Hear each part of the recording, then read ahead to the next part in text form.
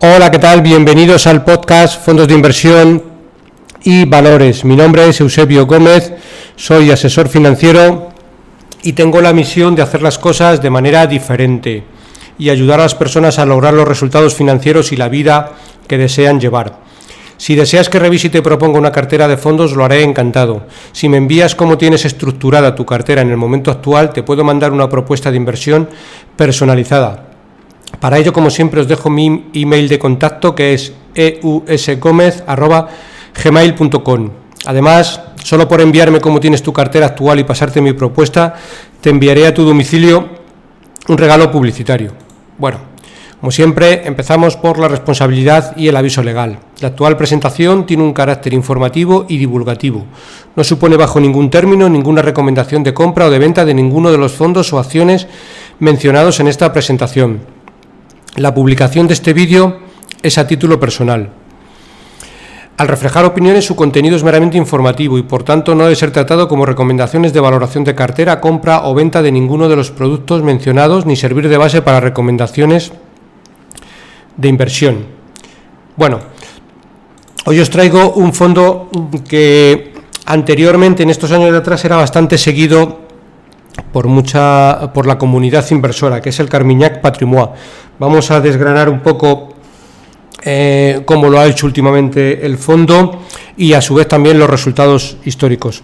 Me ha parecido oportuno traeros hoy el Carmignac Patrimoine porque, bueno, últimamente, hace muchos años tenía bastante volumen gestionado en España y bajó significativamente, al menos en España, el volumen de patrimonio gestionado, principalmente porque, bueno, sobre todo años 2017 y 2018 las rentabilidades, digamos, que dejaron bastante que desear.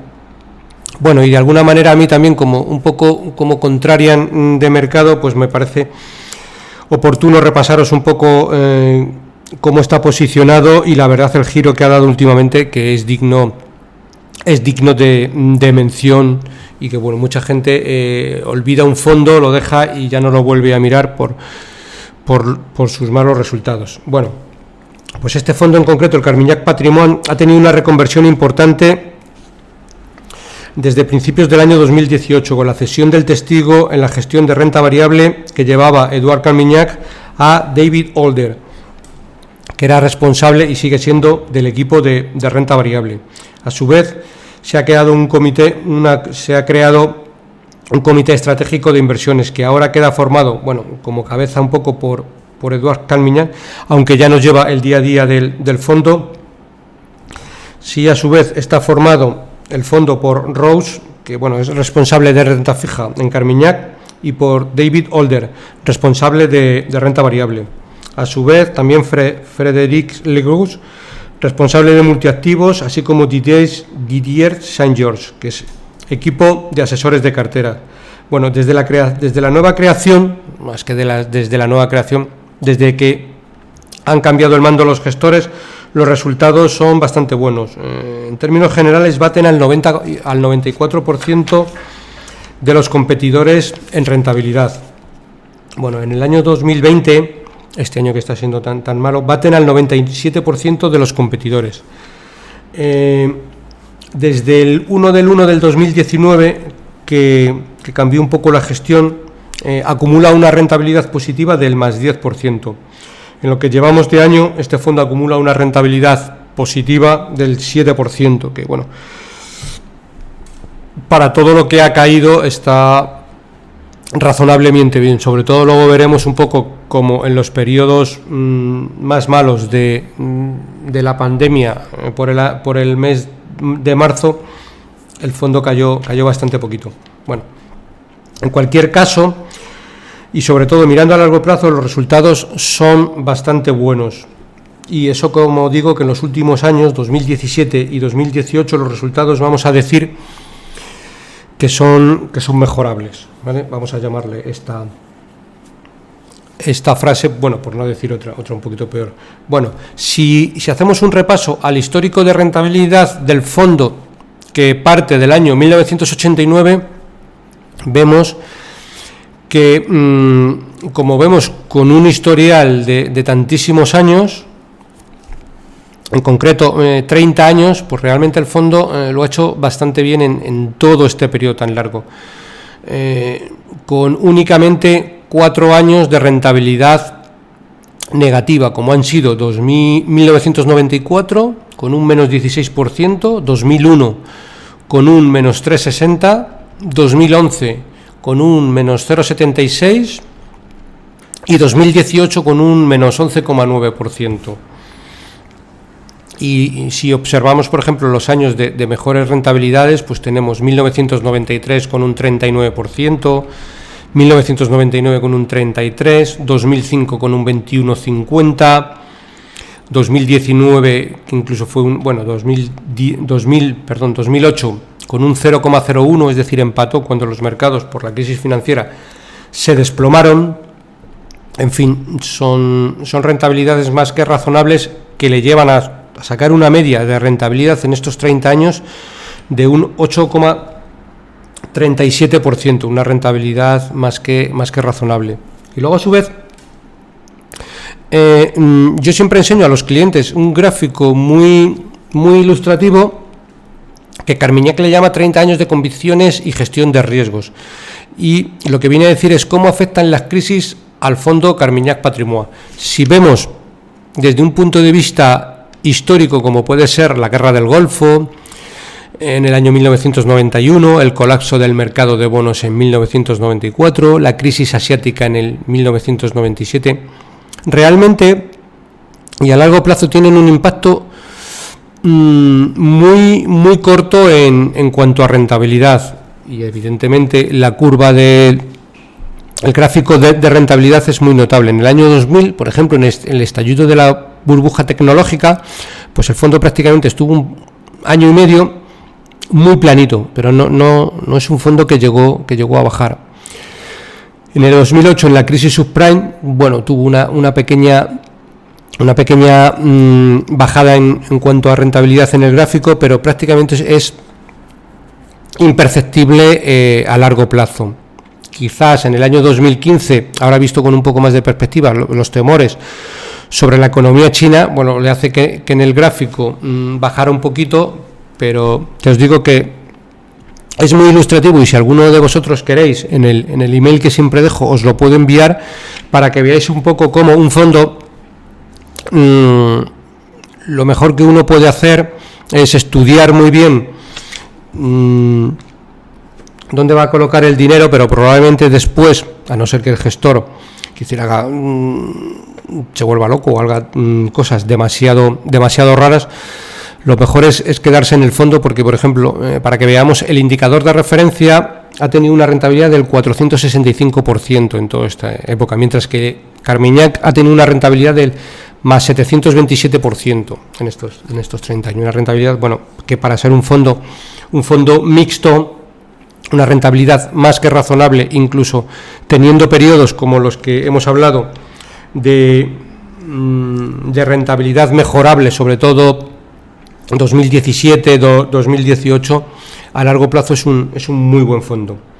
Bueno, Carmignac también tiene una cosa que a mí la verdad me gusta bastante, porque lo hacen bastante bien, y es que todas las semanas envían un informe de cartera de las principales posiciones y el posicionamiento actual semana a semana. Es muy ilustrativo, porque, bueno, te permite ver cómo se va posicionando el fondo en función de los diferentes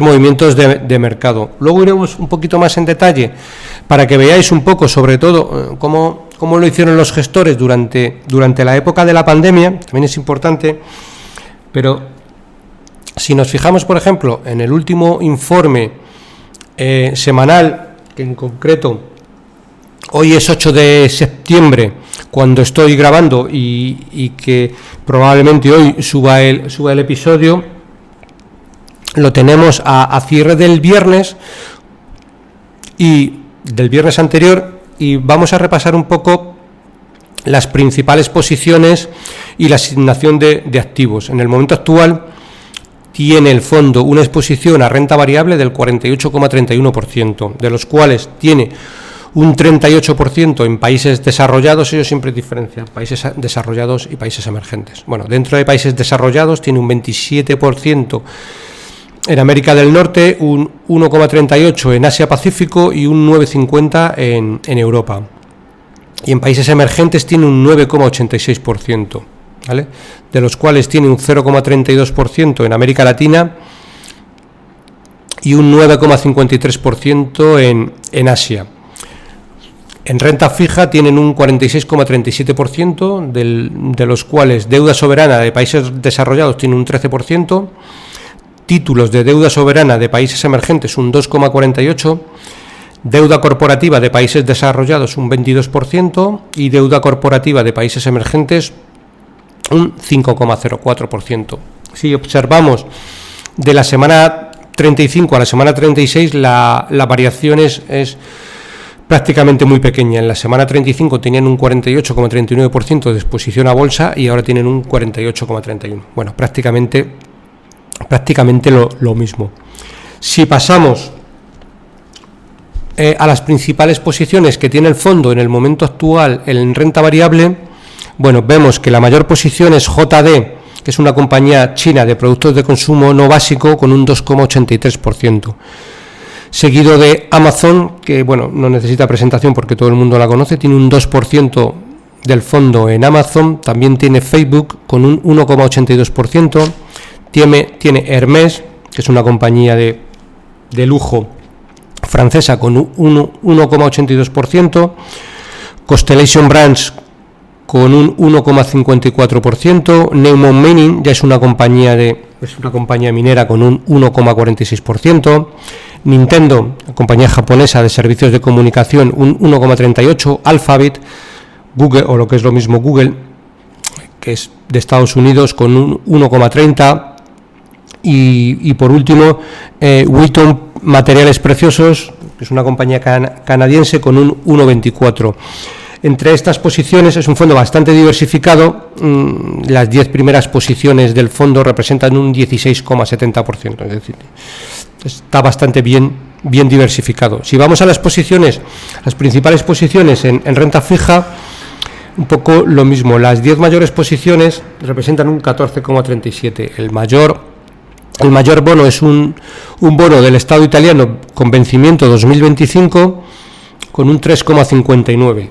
Otro bono también del Estado italiano, en este caso con vencimiento 15 de mayo del 2025 con un 2,57%, y así sucesivamente. Grecia, Estados Unidos, Rumanía tiene un bono con un 4,63% de rentabilidad. Australia el 1,75%. Aquí ya tenemos vencimientos más largos, 2049, 2051.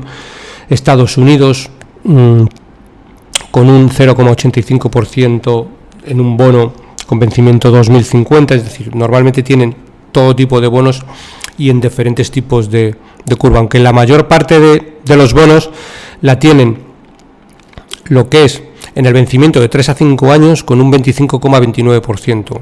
Con vencimiento inferior a un año tienen un 20,28% de todas las posiciones. Si seguimos repasando un poco en las últimas conferencias que han dado en Carmignac, y vamos a centrarnos un poco en la renta variable, el gestor, como digo, en las últimas call le gusta tener exposición a compañías como norma general no cíclica y con una alta exposición a compañías disruptivas, potenciales, que ellos consideran potenciales beneficiarios del mundo post-COVID. Compañías cíclicas, como norma general, no tienen cabida en el fondo, salvo que por precio estén lo suficientemente baratas como para compensar la inversión. También tienen una exposición a oro un tanto moderada, bueno, o no tanto moderada, que es de un 7%. Les gusta tener oro en cartera porque muchas veces esta exposición a oro funciona como activo refugio, principalmente porque si las cosas se ponen feas funciona bastante bien. Bueno, en el último podcast que hice hablamos un poco de la cartera permanente.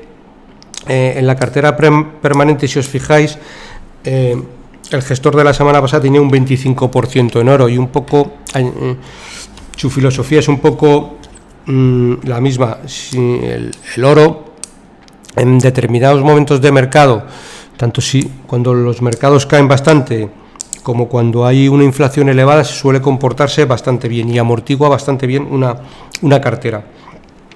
Bueno, el mayor cambio que ha habido en el fondo desde que ha cambiado, digamos, el equipo gestor ha sido en la parte de las divisas. En general, la exposición a dólar en años anteriores llegó a matar la rentabilidad bastante del fondo. Hubo años de rentabilidad de la cartera de aproximadamente 6-7%, pero la exposición a dólar mató la rentabilidad. Eso, desde que el fondo ha cambiado de gestores, eso ya no pasa, porque ahora mismo la convicción de los gestores es que el fondo tiene que tener la exposición principal a euro.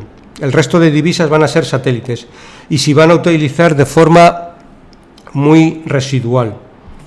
Bueno, como digo, hemos visto antes en más detalle la exposición semanal. Como norma general, les gustan empresas de consumo, tecnología, salud, que como norma general explican el 80% de la exposición a renta variable. Bueno, como digo, en las últimas call que ha hecho la gestora, ellos en el momento actual encuentran innumerables oportunidades en el universo de crédito. Bueno, principalmente por dos factores. Uno, porque ellos, al ser un fondo mixto, vamos a ver un ejemplo de inversión que ellos han utilizado durante todo el COVID en bancos europeos. Les gustaban bastante los bancos europeos, pero siempre lo han hecho a través de bonos corporativos. ¿Por qué lo han hecho a través de bonos corporativos? Bueno, principalmente los bonos corporativos de bancos europeos son un buen ejemplo de inversión en el sentido de que permiten al fondo participar en toda la estructura de capital. A veces, como ha sido este caso, es más rentable invertir en bonos y no en acciones, pues los precios de los bonos bajaron muchísimo más que bajaron las acciones, con lo cual había un diferencial de valoración importante y ellos no lo aprovecharon, pero comprando renta fija de bonos en bancos europeos. Ellos también han incrementado la exposición a crédito porque lo consideran, como digo, más interesante que la renta variable. Bueno, una cosa que me llamó la atención en las call, y ellos consideran que en la Unión Europea, en la etapa COVID, sí que ha habido una verdadera coordinación. Por eso, ellos han incrementado la exposición a Europa, tanto en renta fija como en renta variable durante este año 2020. Bueno, de hecho, ellos consideran en el momento actual que el crédito debería ser la principal fuente de motor del crecimiento futuro del fondo. Bueno, hemos repasado las principales posiciones de renta variable. Bueno, ellos ahora mismo ya están enfocados prácticamente en el año 2021, sobre todo cuando ven valoración de compañías. Bueno, ellos ahora mismo están viendo que las expectativas en 2021 van a ser cercanas, en cuanto a resultados de empresas, cercanas a lo que era 2019. Bueno, básicamente, como hemos visto antes en las principales posiciones de renta variable, ellos apuestan un poquito más por lo que son las acciones growth o de crecimiento. Bueno, principales cambios que están experimentando los sectores de la economía con la pandemia. Y es un poco, ellos piensan muchas veces en cómo trabajamos, en cuál va a ser nuestra atención médica, cómo compramos, cómo nos movemos, y a partir de ahí intentan buscar compañías que se adapten. Ponen algún ejemplo, como es, por ejemplo, todo lo que tiene que ver con el comercio electrónico durante la etapa del COVID, ha pasado de representar el 16% al 26%. Es decir, un crecimiento del 10%, que es una barbaridad, durante el COVID. Para que nos hagamos la idea, durante los últimos 10 años nos costó pasar del 6% de comercio electrónico al 16%, en 10 años. Y solo en unos pocos meses hemos pasado del 16% al 26%. Bueno, ellos consideran que en ese tipo de empresas hay un viento de cola muy importante y ahí tienen exposición, ¿vale? Es verdad que también ellos ven que las valoraciones en el momento actual son bastante exigentes, digamos, son valoraciones desde su punto de vista caras, ¿vale? David Holder también en la última conferencia comenta que bueno, todo lo que tiene que ver con renta variable, ellos tienen un proceso riguroso de inversión. ¿Les gusta la tecnología? Sí. Y es lo que comentan, que no les gusta el Nasdaq, es decir, les gusta determinadas empresas tecnológicas y no todas. Digamos que sobre todo les gustan empresas tecnológicas mundiales, todo, es decir, que tengan exposición fuerte a China. Todo lo relacionado con el sector salud también le gusta, tecnología financiera, todo lo que tenga que ver con la digitalización de compañías y empresas de alguna manera poco intensivas en capital.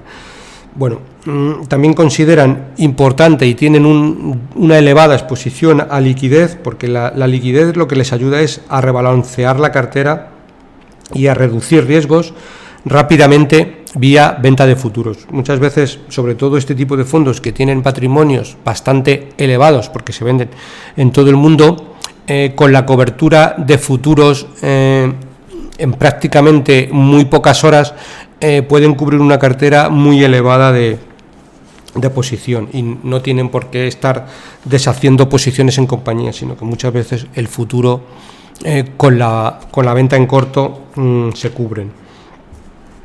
Como decimos, actualmente tenemos un 47% en renta variable, de los cuales un 8% son mineras de oro. Ellos siempre dedican mucho tiempo a todo lo que tiene que ver con la gestión del riesgo, que siempre es muy disciplinada. Si vamos a algunos ejemplos también que tenemos, vamos a ver cómo, por ejemplo, han actuado durante la crisis del COVID, que eso, vale, lo tengo en este archivo que ahora enseguida, vale, aquí lo tengo. Bueno, si vemos, ellos diferencian dos etapas en la crisis del COVID. La primera, a mediados de febrero, la exposición que tenían de renta variable del 46% la bajaron al 0%. En renta fija, la exposición de países periféricos la tenían un 20%, la bajaron a un 5%. Todo lo que tenía que ver con cash y tesorería, de un 0% que tenían, la subieron a un 25%. Es decir, tomaron una posición como fondo muy conservador, bastante conservadora. A partir de principios de mayo en la cartera ya hicieron algún cambio, que fue del 6% en renta variable europea, es decir, poquito a poquito fueron incrementando posiciones durante la pandemia, pasaron a un 12%. Exposición a crédito financiero europeo del 10%, pasaron al 12%. Exposición a deuda soberana italiana, que consideraron en ese momento que era una buena oportunidad de inversión, pasaron del 0% al 6%. Como vemos, siempre desde una posición bastante prudente. Carmignac Patrimoine en el momento actual tienen lo que ellos llaman diferentes motores de rentabilidad. Como decimos, el fondo se puede mover desde un 0 hasta un 50% en renta variable y en el momento actual tiene un 47%. Casi toda la exposición la tienen a moneda euro, exposición al dólar un 10% y exposición al yen únicamente del 1%. O sea, es decir, casi todo, no tenemos riesgo de divisa como pasaba antiguamente. Dentro de las compañías de renta variable tenemos un 11% en consumo discrecional, 9% en salud, 8% en tecnología, 6% servicios de comunicación 6% otros, 4% entidades financieras y 3% consumo básico. Dentro de la renta fija, la mayor partida es crédito, 34%, y deuda soberana, 11%. Incluso en el momento actual tiene una posición de caja de aproximadamente el 6%. Bueno, si seguimos con los diferentes... Bueno, como decía anteriormente, si observamos, vamos a dar un repaso a la rentabilidad que tuvo el fondo negativa durante todos los movimientos más bruscos de la pandemia. El fondo en concreto bajó un 8% durante todo el mes de marzo, que bueno, para lo que cayeron los mercados es bastante razonable la caída que tuvo el fondo. Bueno, pues por esta semana esto es todo. Os he traído, considero que era importante dar un repaso a uno de los mayores fondos y más hablados, aunque es verdad que en los últimos años más odiados por mucha comunidad inversora, pero bueno, como ya sabéis, a mí siempre me gusta investigar e indagar un poco en los fondos odiados, porque muchas veces es donde encuentras muchas oportunidades de inversión, y no tanto en los fondos de moda, que probablemente están en pico de ciclo y bastante caro. Bueno, pues por esta semana esto es todo. Como siempre, para cualquier consulta o comentario sobre este podcast puedes enviarme un email a la dirección eusgomez@gmail.com. Si te ha gustado el programa, te agradezco me des un like en YouTube y un me gusta en iBooks. Un saludo muy cordial, paciencia y buenas inversiones.